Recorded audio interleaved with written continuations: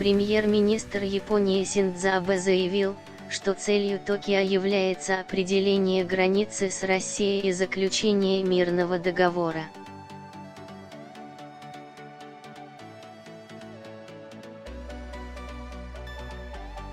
Об этом глава японского правительства заявил, выступая на слушаниях в бюджетном комитете парламента страны.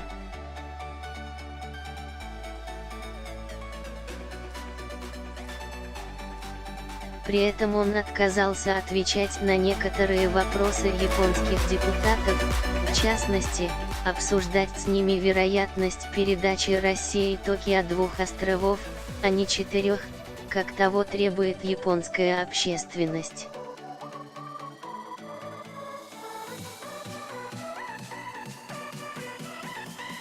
Я воздержусь от ответа, так как это затрагивает содержание переговоров, пояснил Абэ.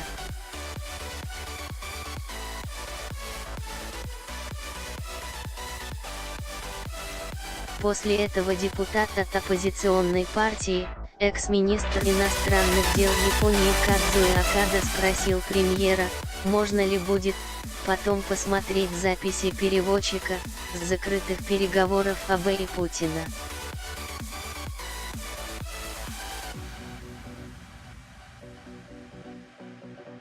Есть записи переводчика, он сотрудник Министерства иностранных дел, и, безусловно, это официальный документ.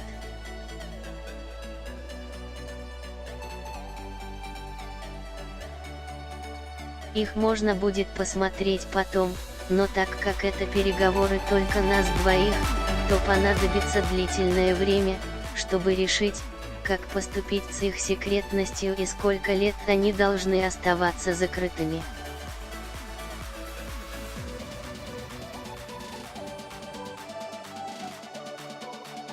Это переговоры с президентом Путиным наедине, и, естественно, они должны вестись на чистоту, поэтому если прямо сейчас придать их огласке, то в следующий раз ни он, ни я не сможем говорить откровенно, осадил любопытного парламентария Абэ.